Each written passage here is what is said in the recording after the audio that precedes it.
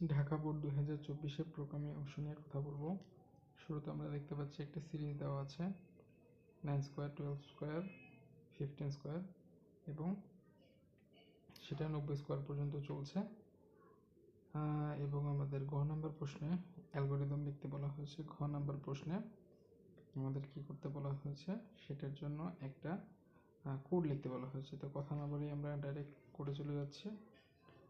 এই জন্য আমরা দুইটা ইনপুট নিয়ে নিচ্ছি, ইন্টিজার আই এবং সাম দুইটা ইনপুট নিয়ে নিচ্ছি। সামের জন্য এস নিয়ে নিচ্ছি।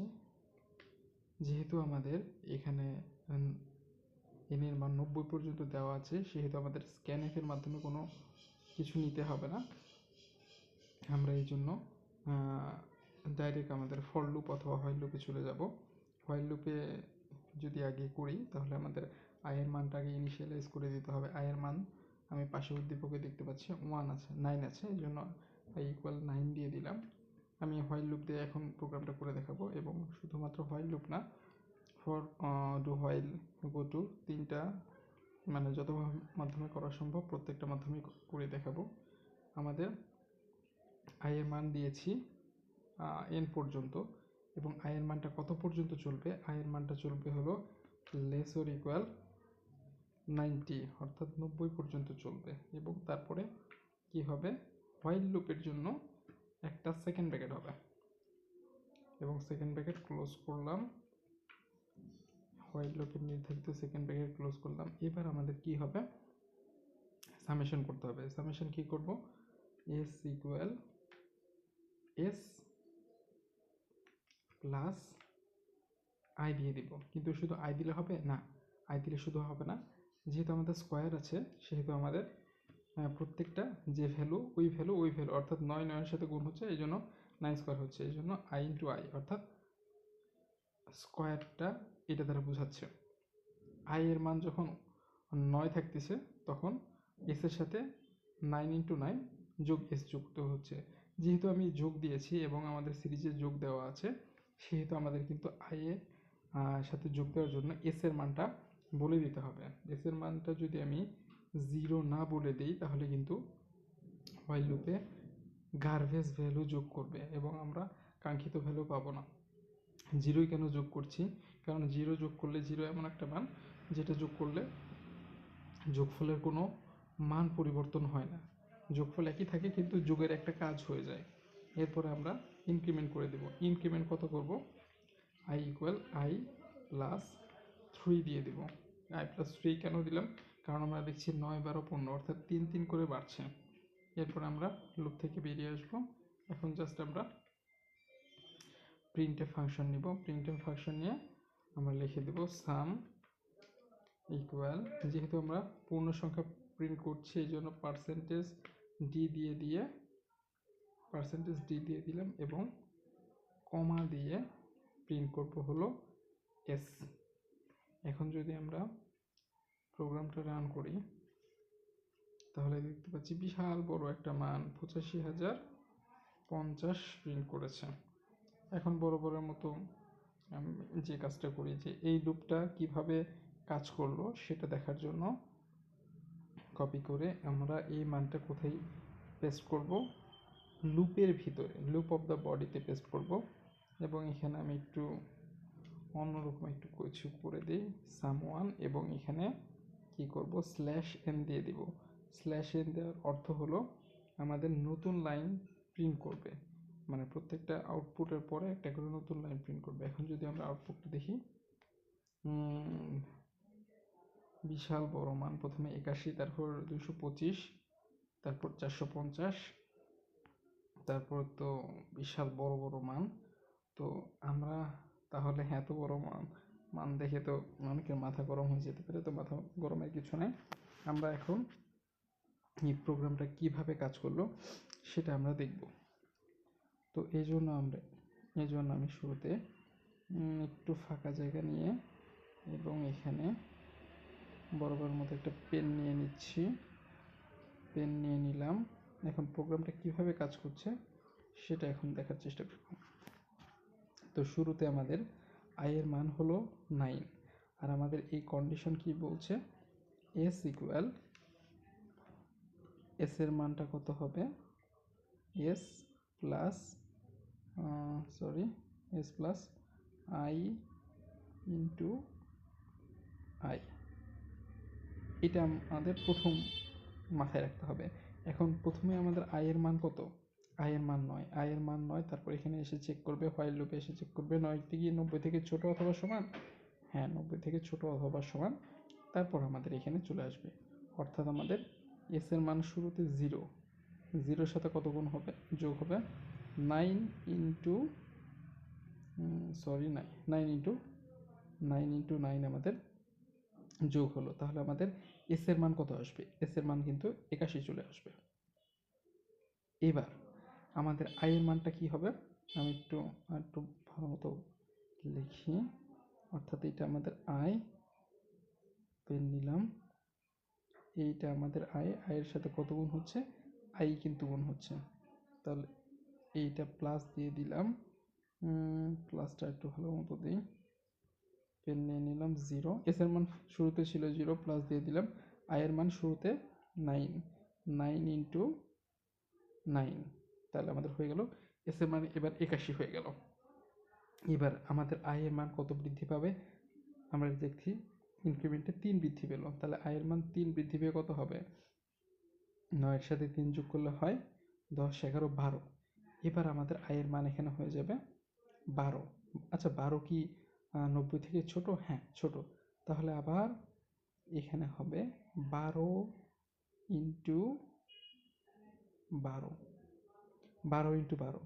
এস এর আগে জানি কত মান ছিল, এস এর আগের মান ছিল হলো 81, তাহলে আমাদের এখন দেখতে হবে 12 গুণ করলে কত হয়, 144 হয়, 12 গুণ করলে 144 হয়, এবং 144-এর সাথে যদি আমরা 81 যোগ করি, আমি একটু যোগ করে দেখছি, 81 যোগ 144, তাহলে আমাদের হচ্ছে 225, বিশাল বড় বড় মান হয়ে যাচ্ছে। এখন যদি প্রোগ্রামটা একটু রান করে দেখি আমাদের কাজটা ঠিক আছে কিনা, রান করলাম, হ্যাঁ 225, হ্যাঁ 81 225 হচ্ছে। তারপরে আর একটা মান বের করে দেখাই। এখন 12 হচ্ছে আমাদের আয়ের মান, আয়ের মানটা আবার ইনক্রিজ হবে, ইনক্রিজ কত হবে, 3 করে ইনক্রিজ হবে, এবার হয়ে যাবে 15 ইন্টু 15।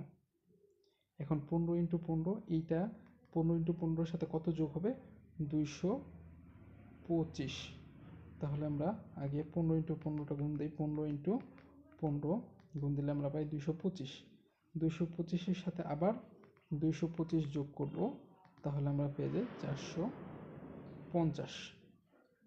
তো এইভাবে প্রত্যেকটা মান আলাদা আলাদা করে দেখানোর উদ্দেশ্য হলো যাতে আমাদের লুপে কোনো ধরনের সমস্যা না থাকে, লুপে যেন কোনো ধরনের সমস্যা না থাকে, এই জন্য এটা হলো আমাদের উদ্দেশ্য।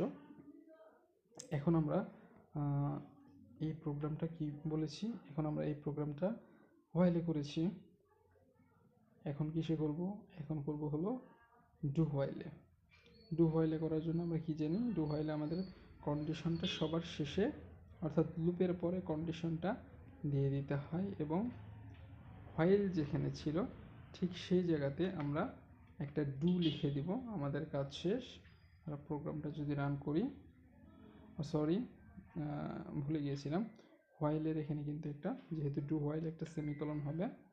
এবার যদি আমরা প্রোগ্রামটা রান করি, হ্যাঁ আগের মতো মান চলে আসছে। এবার আমরা কি করব, এবার বলেছিলাম যে হোয়াইল ডু হোয়াইল এবং সবশেষ কি যেন থাকে, গোটু, সবশেষ গোটুর মাধ্যমে আমি করে দেখাবো। তো গোটুর মাধ্যমে যদি করতে যাই, তাহলে আমাদের এইখানে ইফের পরে ওই সেমিকলনের আগে আমরা লিখে দিব গো টু, এবং গো টু লিখে আমরা যে কোনো একটা ভেরিয়েবল ধরবো, আমি সবসময় ওয়ান ভেরিয়েবল ধরি, তোমরা যে কোনো কিছু ভেরিয়েবল ধরতে পারো, শুধুমাত্র কিওয়ার্ড ব্যতীত। আর ডু এর এই জায়গায় দিয়ে দিব আমরা যে ভেরিয়েবলটা কল করেছি ঠিক সেই ভেরিয়েবলটা, অর্থাৎ এটা ডু হোয়াইল আর গো টু প্রায় সেম, একই স্টাইলে কাজ করে। যদি আমরা প্রোগ্রামটা রান করি, সেম ভ্যালু, তো আলহামদুলিল্লাহ আমাদের 3 ভাবে আমরা করিয়ে দেখালাম। এখন আমাদের যে কাজটা হলো, আমাদের যে প্রোগ্রাম আছে, আমাদের প্রোগ্রাম তৈরি শেষ। আচ্ছা, এবার ধারার যোগফল নির্ণয়ের অ্যালগরিদম তৈরি করো। আমরা কি কি বলেছি? কোডিং ভালো মতো করলে অ্যালগরিদম ফ্লোচার্টের কোনো সমস্যা নেই। এই জন্য আমরা কোডিং দেখে দেখে অ্যালগরিদমটা করে ফেলবো। আবার পেন নিলাম, শুরু করি, শেষ করি, কোনো সমস্যা নাই। এস এর মান কত? এস এর মান 0 ধরেছি, আর আই এর মান 9 ধরেছি, এতেও কোনো সমস্যা নাই। এই যে আই এর মান 0 ধরেছি, এস এর মান আই এর মান 9, এস এর মান 0 ধরেছি, এতেও কোনো সমস্যা নেই। এরপরে আমাদের আসছে এইটা। দেখো, একটা জিনিস খুব ভালো মতো খেয়াল করো, আমাদের কি মানে প্রশ্নে কিছু বলে দিয়েছে ধারার যোগফলের একটি যোগফল প্রদর্শনের একটি প্রোগ্রাম লেখো। তো আমরা এখানে কি দেখছি, আগে আমাদের লুপ অফ দ্য বডি দিয়ে দিয়েছে, তারপরে কন্ডিশন দিয়ে দিয়েছে। তাহলে এই যে অ্যালগরিদমটা করা হয়েছে, এটা কার অ্যালগরিদম? হয় ডু হোয়াইলের অ্যালগরিদম, না হলে গো টু। এটা কিন্তু কোনো সময় ফর আর হোয়াইলের হবে না। কারণ কি? ফর আর হোয়াইলের কন্ডিশন আগে থাকে, ফরেরও কন্ডিশন আগে থাকে, হোয়াইলেরও কন্ডিশন আগে থাকে। যদি এই প্রোগ্রামটা হোয়াইলের হতো, তাহলে আমাদের যে এই কন্ডিশন, হোয়াইলের কন্ডিশনটা কোথায় থাকতো? এই যে একদম উপরে কিন্তু থাকতো। কন্ডিশনের পরে আমরা লুপ অফ দ্য বডি দেখি। শুধু হোয়াইল, ফর, এই দুইটাতে কন্ডিশনের পরে লুপ অফ দ্য মানে এই বডি থাকে। আর ডু হোয়াইলের আগেই লুপ অফ দ্য বডি থাকে, তারপরে কন্ডিশন থাকে। অর্থাৎ এই অ্যালগরিদমটা এই ডু হোয়াইল অথবা গো টুর আলোকে লেখা হয়েছে। এখন তোমাদের যদি মনে প্রশ্ন জাগে, আচ্ছা যদি হোয়াইলের আদলে লেখা হতো তাহলে কি করা হতো? কিছুই না, 3 ধাপটা 4 ধাপে, মানে 3 ধাপটা 4 ধাপের জায়গায় যেত, 4 নাম্বার ধাপটা 3 নাম্বার ধাপের জায়গায় চলে আসতো। ফর আর হোয়াইলের ক্ষেত্রে সেম। ফরের ক্ষেত্রে, হোয়াইলের ক্ষেত্রে আগে কন্ডিশন চেক হয়, তারপরে লুপ অফ দ্য বডিতে প্রবেশ করে। আমি যদি আবার একটু প্রোগ্রামটা চেঞ্জ করি, তোমাদের একটু দেখিয়ে দিই। যদি এই প্রোগ্রামটাকে এখন আমি হোয়াইলে কনভার্ট করতে চাই, আমি লাস্টের লাইনটা কমেন্ট করে রেখে দিলাম, অর্থাৎ আমাদের লাস্টের লাইন এখন কাজ করবে না। এই ওয়ানটাও আমি কমেন্ট করে রেখে দিলাম, এখন আমার এই ওয়ানটা কাজ করবে না। এখন আমি কি করব? হোয়াইল লিখব, ডাব্লু হোয়াইল লিখে দিলাম, এবং এখানে আমি কন্ডিশনটা ইউজ করব, আই লেসর ইকুয়াল কত? 90।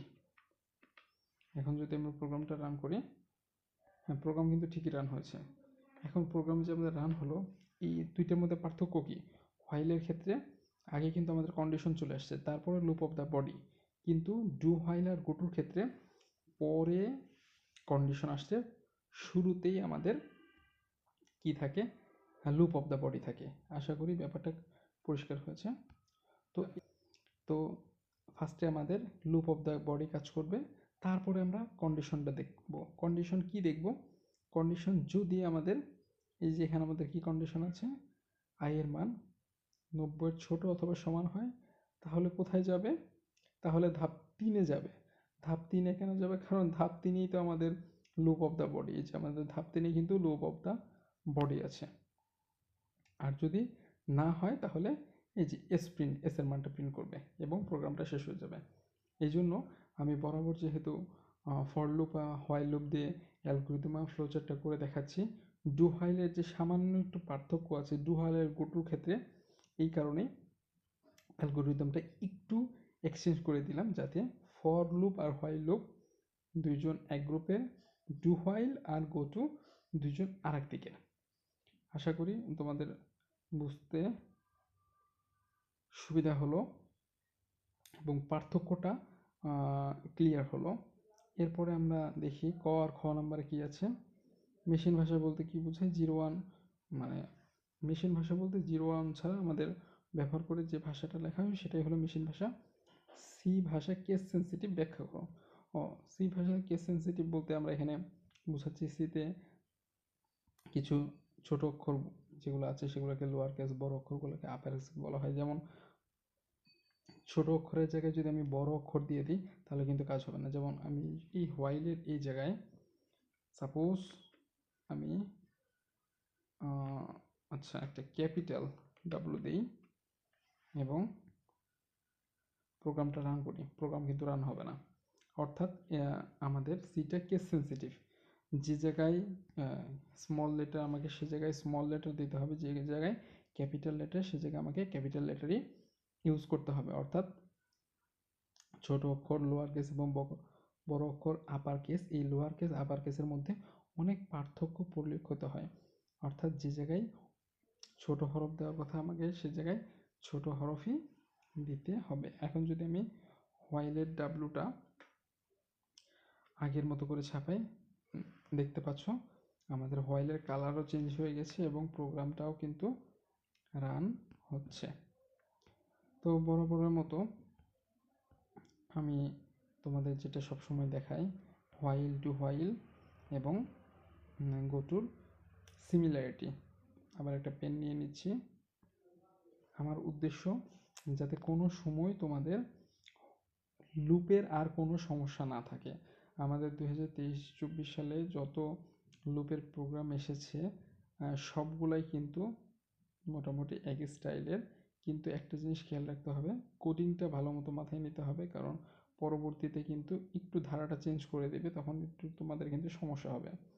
বরাবরের মতো ইনিশিয়ালাইজেশনের লাইনটা সবার জন্য সেম। ফর লুপ আমি এটা কমেন্ট করে রেখেছি, ফর লুপের জন্য হলে আমাদের এই লাইনটা হতো, ফর লুপ যেহেতু নাই সেহেতু ওই লাইনটা কমেন্ট করা আছে। আই এর মান 3, আই এর মান 3, আই এর মান কি 3 ছিল? মেবি আই এর মান তো 9 ছিল। ও আমি এটা লিখতে একটু ভুল করে ফেলেছি, সমস্যা নেই, আমি এখনই ঠিক করে দিচ্ছি। আই এর মান কত হবে? 9, আই এর মান 9, আই এর মান 9, স্লিপ অফ টার্ন। ও ফর লুপে কিন্তু ঠিকই আছে, ফর লুপে ঠিকই আছে। এখানে দেওয়ার সময় মানে ফর লুপ থেকে যখন হোয়াইল লুপে ডু হোয়াইল লুপে যাচ্ছি তখন 3 মানে 9-এর পরিবর্তে 3 দিয়ে দিয়েছি। তো তোমরা একটু ব্যাপারটি ক্ষমা সুন্দর দৃষ্টিতে দেখো। অর্থাৎ আমাদের আবার একটু ইরেজ করে দিচ্ছি, তাহলে আমাদের আই এর মান এখানে কত হবে? 3-এর পরিবর্তে 9 হবে। আই এর মান 3-এর পরিবর্তে 9, আই এর মান 3-এর পরিবর্তে 9। এখন আই এর মান 9ই কেন হলো? কারণ আমরা ধারাতে দেখতে পাচ্ছি, আমাদের যে ধারা আছে সেই ধারায় দেখতে পাচ্ছি এন মানে 9 স্কোয়ার দিয়ে শুরু, এই জন্য আই এর মান 9 দ্বারাই শুরু হবে। কিন্তু আমি স্লিপ অফ টার্ন এর মাধ্যমে আই এর মান কোনো একটা কারণে 3 হয়ে গিয়েছে। তারপর আমাদের হোয়াইলের ক্ষেত্রে যেটা কন্ডিশন শুরুতে থাকে, ফরেরও কন্ডিশন শুরুতে থাকে। ডু হোয়াইল এবং গোটুর ক্ষেত্রে কন্ডিশন সবার লাস্টে, হোয়াইলের কন্ডিশনের পরে তারপর loop of the body. Do হোয়াইলে কিন্তু আগেই লুপ অফ দ্য বডি, গোটুরও কিন্তু আগেই লুপ অফ দ্য বডি। ঠিক এই কারণেই অ্যালগোরিদমে কিন্তু আগেই লুপ অফ দ্য বডিতে প্রবেশ করেছে, তারপরে কন্ডিশন চেক করেছে এবং কন্ডিশন চেক করার পর বলেছে যদি কন্ডিশন সত্যি হয় তাহলে ধাপ 3-এ যাবে, মানে আগের ধাপে চলে যাবে, এবং লাস্ট অফ অল প্রিন্টের মাধ্যমে আমাদের প্রোগ্রামটা শেষ হয়ে গেছে। তো এই হলো আমাদের এটা কি জানি বোর্ড ছিল, ঢাকা বোর্ড 2024-এর প্রোগ্রামিং অংশ।